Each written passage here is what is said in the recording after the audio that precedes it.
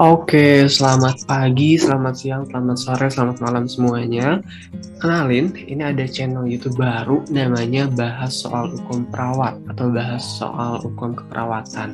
Jadi rencananya channel YouTube ini bakal khusus ngebahas atau pembahasan gitu soal-soal ujian kompetensi perawat, mau itu vokasi ataupun nurse nantinya.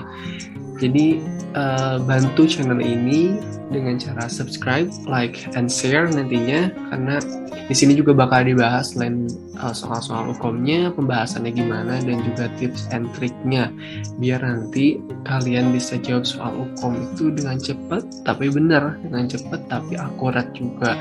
Karena kan semua soal hukum itu kasus gitu, kasusnya kita nggak tahu nanti dapatnya yang panjang atau yang pendek. Makanya harus mulai dilatih dari sekarang biar bisa cepat ngerjainnya tapi bener juga ngejawabnya. Oke, sip.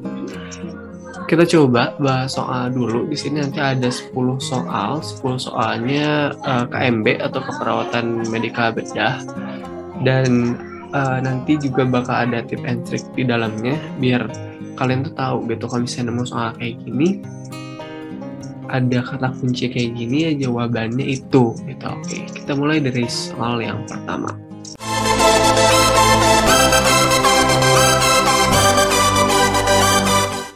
Oke, untuk soal yang pertama, soalnya apakah masalah keperawatan yang tepat berdasarkan kasus di atas? Kita baca kasusnya. Seorang pria usianya 40 tahun datang ke poliklinik dengan keluhan nyeri di bagian abdomen sejak 3 hari yang lalu.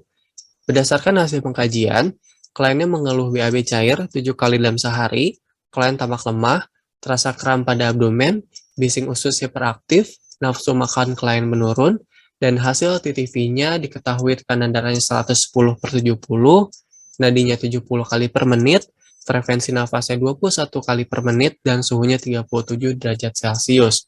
Untuk opsi jawaban yang A, nyeri akut, B, hipovolemia, C, diare, D, konstipasi, E, kelelahan.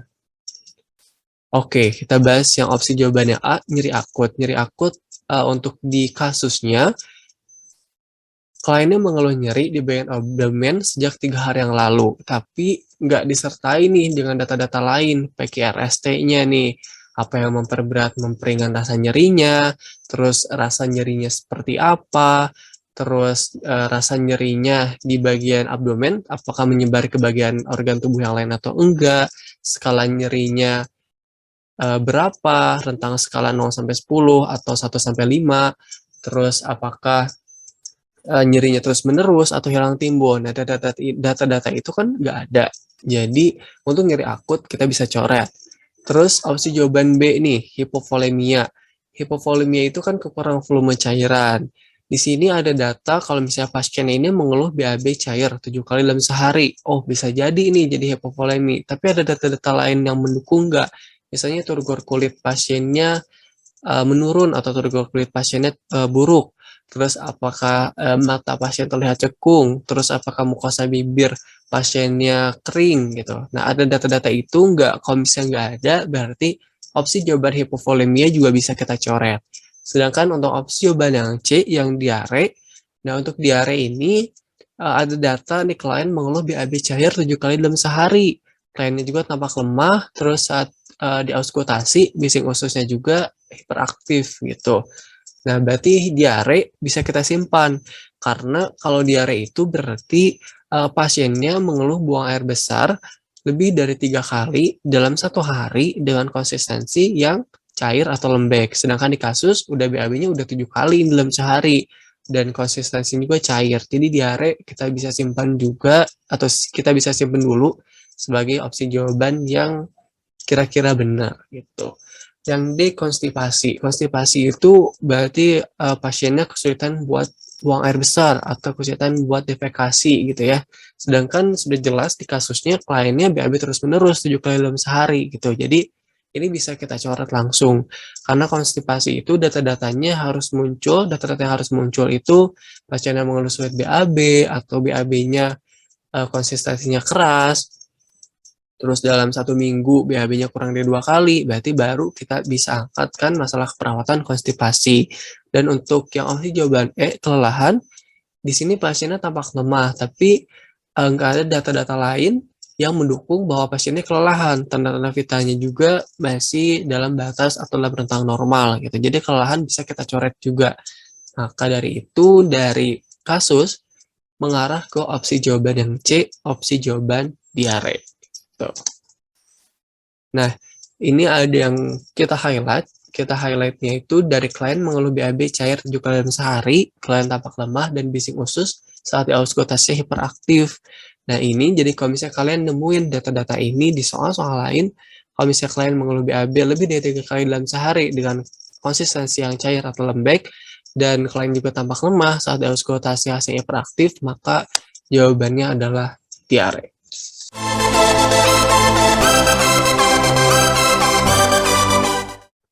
Sekarang kita lanjut ke soal selanjutnya. Sekarang kita biasakan dulu untuk baca soalnya, nanti baca kasusnya, terus nanti selanjutnya baca opsi jawabannya. Untuk pertanyaannya, apakah masalah keperawatan yang tepat berdasarkan kasus di atas? Jadi ada kasus seorang wanita usianya 33 tahun dirawat pada suatu klinik dengan diabetes mellitus. Hasil pengkajiannya, tubuh klien tampak gemetar, klien mengatakan sering mengantuk, sering BAK, sering merasa lapar, sulit untuk tidur, sering merasa haus, hasil pemeriksaan gula darahnya sebesar 76 mg. Opsi jawabannya A. Diabetes mellitus, B. Resiko infeksi, C. Gangguan integritas kulit, D. Ketidakstabilan kadar gula dalam darah, dan E. Gangguan pola tidur. Oke, kita bahas opsi jawabannya A. Diabetes mellitus. Sebetulnya kalau misalnya kita nemu soal kayak gini dan opsi jawabannya kayak jawabannya A, bisa langsung kita coret. Soalnya kan yang ditanyain masalah perawatan, sedangkan yang A itu diabetes mellitus udah diagnosa medis gitu. Jadi bisa langsung kita coret buat ngirit waktu juga, terus kayak kemungkinan atau potensi buat jawabannya jadi benar juga lebih besar karena opsi jawabannya sisa 4. Jadi yang A bisa langsung kita coret, yang B resiko infeksi. Nah, resiko infeksi ini bisa kita jadikan masalah keperawatan kalau misalnya dalam kasus di soalnya, misalnya ada pasien DM, terus ada luka terbuka di kakinya, ada luka di tumitnya atau di ibu jarinya gitu. Terus lukanya kotor, terus ada tanda-tanda infeksi kayak kalor, dolor, tumor, rubor, dan fungsiolesa gitu. Baru bisa diangkatkan masalah keperawatan tersebut. Tapi kan kalau di kasus ini nggak ada tuh, nggak ada tanda-tanda kalau pasiennya itu ada luka, misalnya di bagian tubuhnya, ada luka di kakinya, di tumit atau ibu jari, dan lain-lainnya gitu. Nggak ada tanda-tanda infeksi juga. Jadi yang opsi jawaban B bisa langsung kita coret juga. Untuk opsi jawaban yang C, mirip seperti opsi jawaban yang B, ini bisa diangkatkan kalau misalnya ada luka di bagian epidermis atau di bagian dermis gitu. Dan luka tersebut bukan disebabkan karena tindakan operasi. Nah, ini kan nggak ada di soalnya, nggak ada tanda-tanda tersebut. Jadi bisa langsung kita coret juga opsi jawaban yang C. Opsi jawaban yang D, ketidakstabilan kadar gula dalam darah. Kita lihat di soalnya, pasiennya diabetes mellitus. Terus kita lihat lagi di hasil pengkajiannya, ada pasiennya sering mengantuk, pasiennya sering BAK, sering lapar, sering haus. Nah, sering BAK, sering lapar, sering haus itu kan berarti polipagi, polidipsi, poliuri gitu. Itu tanda-tanda pasien DM. Dan di sini pasiennya juga tubuhnya tampak gemetar, terus sering mengantuk. Hasil pemeriksaan gula darahnya 76 mg di bawah normal. Jadi, untuk opsi jawaban ketidakstabilan kadar glukosa dalam darah bisa kita simpan dulu karena kemungkinan ini adalah jawabannya gitu. Sekarang kita lihat opsi jawaban yang E, gangguan pola tidur. Nah, untuk gangguan pola tidur di kasus ada data kalau pasien ini sulit untuk tidur. Nah, tapi kalau misalnya kita mau ngangkat atau mau milih opsi jawaban E jadi masalah perawatan dari kasus tersebut, data-datanya kurang cukup gitu karena gangguan pola tidur bisa diangkat jadi masalah perawatan kalau ada data-data pasiennya sulit untuk tidur, pasiennya mengeluh tidurnya terjaga, pasiennya mengeluh pola tidurnya berubah, dan itu semua disebabkan karena faktor eksternal, misalnya karena ruangan rawat inapnya terlalu gelap atau terlalu terang, suhu ruangannya terlalu panas atau terlalu dingin. Jadi bukan karena faktor internal, tapi faktor eksternalnya gitu. Baru bisa diangkatkan masalah keperawatan gangguan pola tidur. Jadi untuk kasus ini lebih condong ke opsi jawaban yang D, ketidakstabilan kadar gula dalam darah. Nah, ini kita highlight di soalnya, ada tubuh kalian tampak gemetar, sering mengantuk, sering BAK, sering merasa lapar. Jadi nanti kalau misalnya kalian nemuin soal kayak gini dan ada kata-kata kunci seperti ini, disertai juga hasil pemeriksaan gula darah dan pasiennya juga DM gitu, bisa kalian pilih opsi jawaban yang ketidakstabilan kadar gula dalam darah.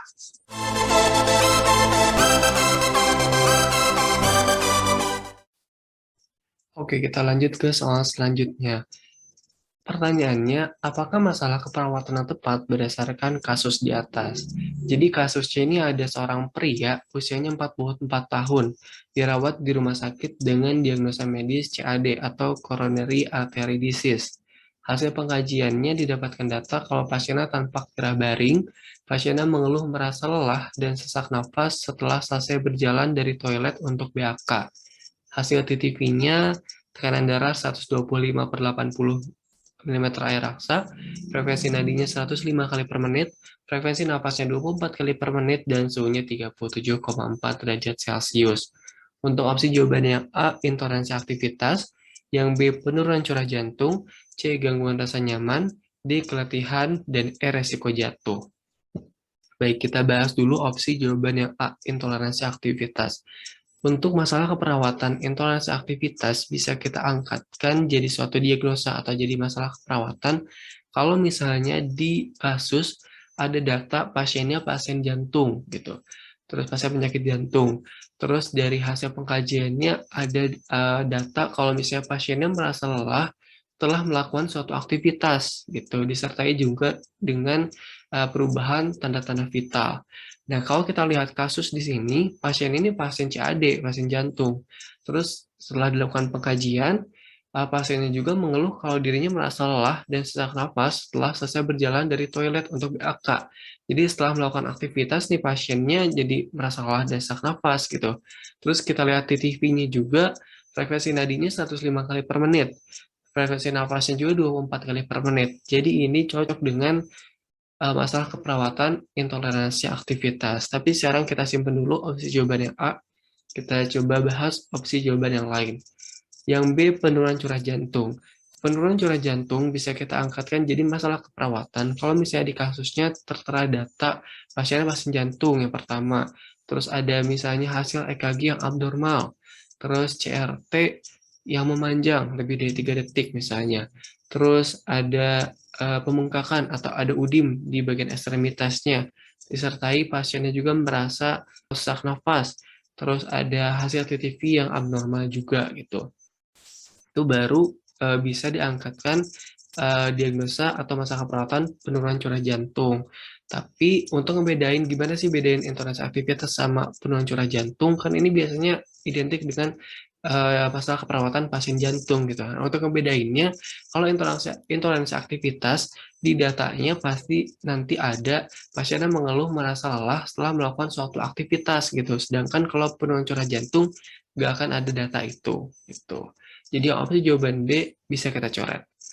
Untuk opsi jawaban yang C, gangguan rasa nyaman, bisa kita angkatkan jadi masalah perawatan kalau misalnya dalam kasus ada data pasien yang merasa tidak nyaman dengan kondisinya saat ini, gitu, dengan kondisi penyakitnya. Terus ada data juga pasiennya tampak gelisah, gitu. Baru kita bisa angkatkan masalah perawatan gangguan rasa nyaman. Untuk opsi jawaban D, keletihan, bisa kita angkatkan jadi masalah keperawatan kalau misalnya pasiennya mengeluh lelah, mengeluh letih gitu. Tapi harus ada data lain juga yang mendukung untuk masalah keperawatan tersebut. Untuk di kasus ini nggak mendukung nih untuk ke arah situ, untuk opsi jawaban yang D. Jadi bisa kita coret juga. Begitu pula dengan opsi jawaban yang E, resiko jatuh. Bisa kita langsung coret, karena dari pas kita baca kasusnya nggak ada tanda-tanda kalau pasiennya ini beresiko untuk jatuh gitu ya. Jadi bisa kita coret opsi jawaban yang E, resiko jatuh. Sekarang dari kelima opsi ini, yang paling cocok adalah opsi jawabannya A, intoleransi aktivitas. Nah, sekarang kita udah highlight nih dari kasusnya, ada kata kunci pasiennya ini diagnosa medis CAD, pasien juga tampak tidak baring, pasien mengeluh merasa lelah dan sesak nafas setelah selesai berjalan dari toilet untuk BAK, jadi setelah melakukan aktivitas. Nadinya juga meningkat 1,5 kali per menit dan frekuensi nafasnya juga meningkat jadi 24 kali per menit. Jadi kalau misalnya nanti kalian menemukan soal seperti ini dengan kata-kata kunci seperti ini, jawabannya bisa kalian pilih intoleransi aktivitas.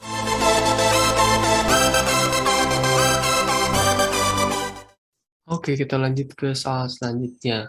Pertanyaannya, apakah masalah keperawatan yang tidak tepat berdasarkan kasus tersebut?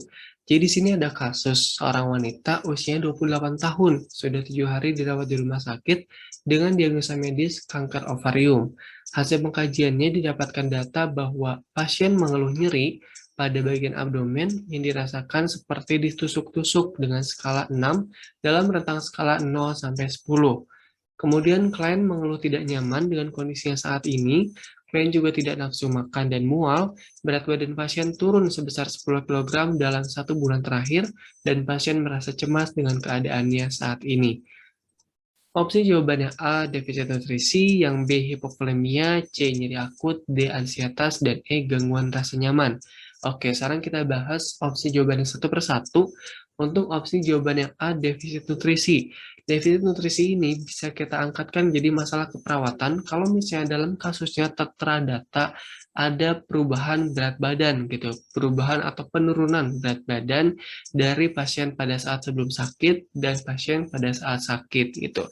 Kalau kita lihat di kasus ini, di kasus yang di atas, ini berat badan pasiennya turun sebesar 10 kg dalam 1 bulan terakhir. Kemudian pasien juga tidak nafsu makan, pasiennya juga mual gitu. Jadi ini cocok nih dengan masalah keperawatan defisit nutrisi. Jadi ini kita coret. Sekarang kita lihat di opsi jawaban yang B, hipovolemia. Hipovolemia ini artinya kan kekurangan volume cairan dalam tubuh gitu. Jadi bisa kita angkatkan jadi masalah keperawatan kalau misalnya dalam kasusnya tertera data bahwa produksi urinnya sedikit, fosa bibir yang kering gitu. Nah, itu baru bisa kita angkatkan masalah keperawatan hipovolemia gitu.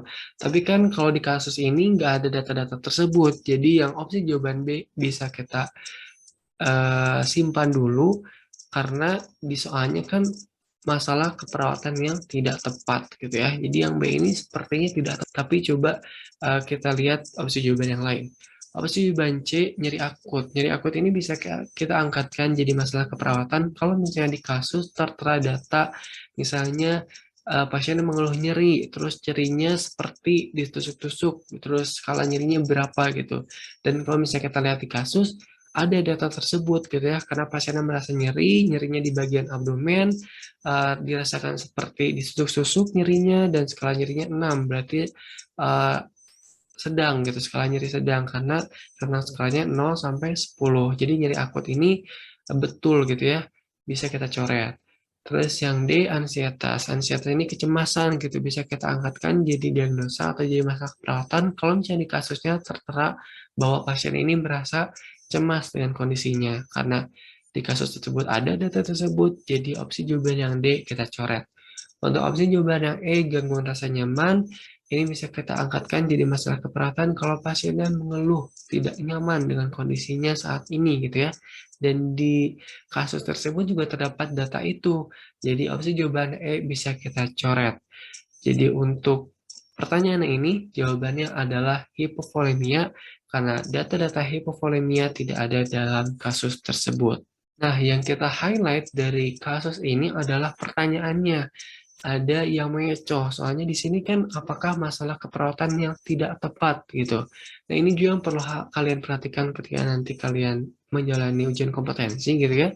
Pertanyaan ini harus kalian perhatikan apakah misalnya ini yang ditanyakan tuh masalah keperawatan yang tepat atau masalah keperawatan yang tidak tepat gitu. Kalau misalnya nanti masalah keperawatan yang tepat gitu, lihat di kata terakhirnya ada kata-kata kecuali atau enggak gitu ya. Kalau misalnya ada kata-kata kecuali perlu kalian perhatikan gitu karena itu yang terkadang jadi pengecoh dalam soalnya gitu ya.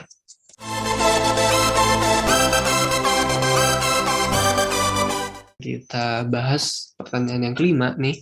Di sini ada pertanyaan, apakah masalah keperawatan yang tepat berdasarkan kasus tersebut?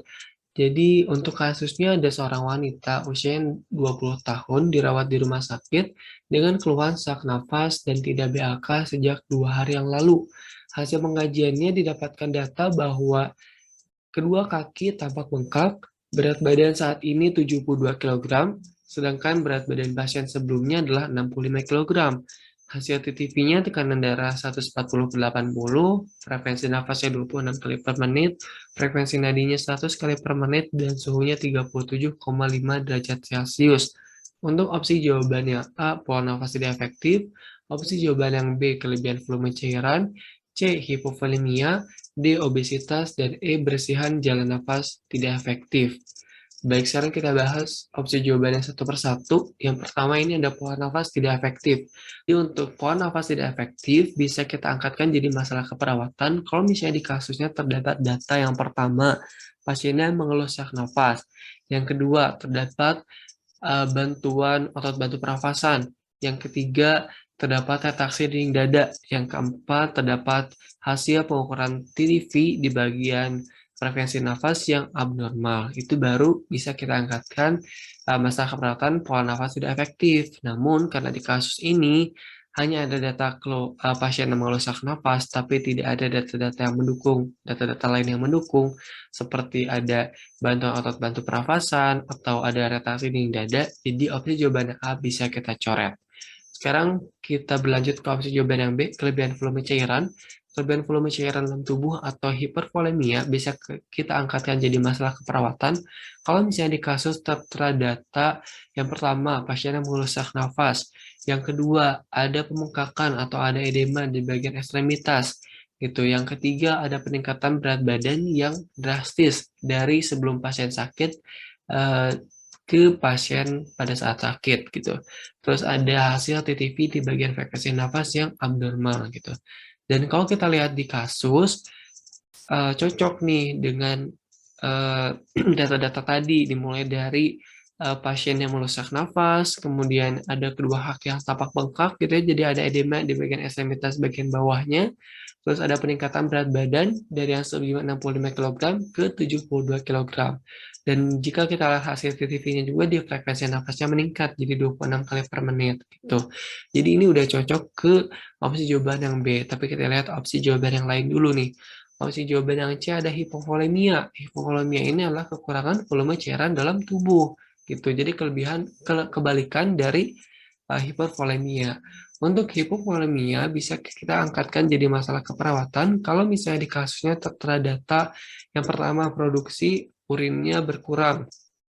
Kemudian ada turgor kulit yang menurun atau turgor kulit yang buruk. Terus ada mukosa bibir yang tampak kering gitu ya. Baru kita bisa kita angkatkan jadi masalah keperawatan hipovolemia.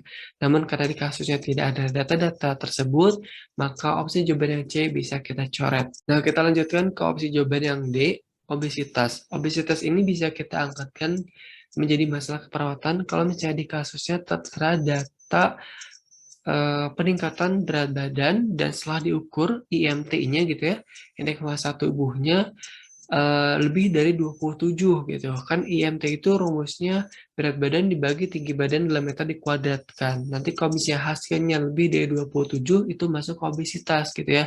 Dan kalau misalnya sekarang kita hitung dari 65 ke 72 ada peningkatan berat badan, dan di sini juga di kasusnya tidak tertera tinggi badannya berapa gitu. Jadi bisa kita langsung coret nih opsi jawaban yang obesitas. Opsi jawaban yang E, bersihan jalan nafas tidak efektif, bisa kita angkatkan jadi masalah keperawatan kalau misalnya di kasus tertera data pasien yang mengeluh sesak nafas, terus pasiennya kesulitan untuk batuk, pasien yang mengeluh ada sumbatan di jalan nafasnya, ada dahak yang kental gitu sulit untuk dikeluarkan, maka bisa kita angkatkan diagnosa bersihan jalan nafas tidak efektif. Namun karena tidak ada data-data tersebut, maka opsi jawaban E bisa kita coret. Jadi untuk pertanyaan di yang kelima ini, jawabannya adalah kelebihan volume cairan atau hipervolemia. sekarang udah kita highlight juga nih. Yang pertama, kedua kaki tampak bengkak, berat badan saat ini 72 kg, sedangkan berat badan pasien sebelumnya 65 kg, jadi ada peningkatan berat badan. Ada frekuensi nafas juga meningkat 26 kali per menit. Jadi kalau misalnya nanti kalian menemukan kata-kata kunci seperti ini, dengan soal yang semacam ini, jawabannya adalah kelebihan volume cairan atau hipervolemia.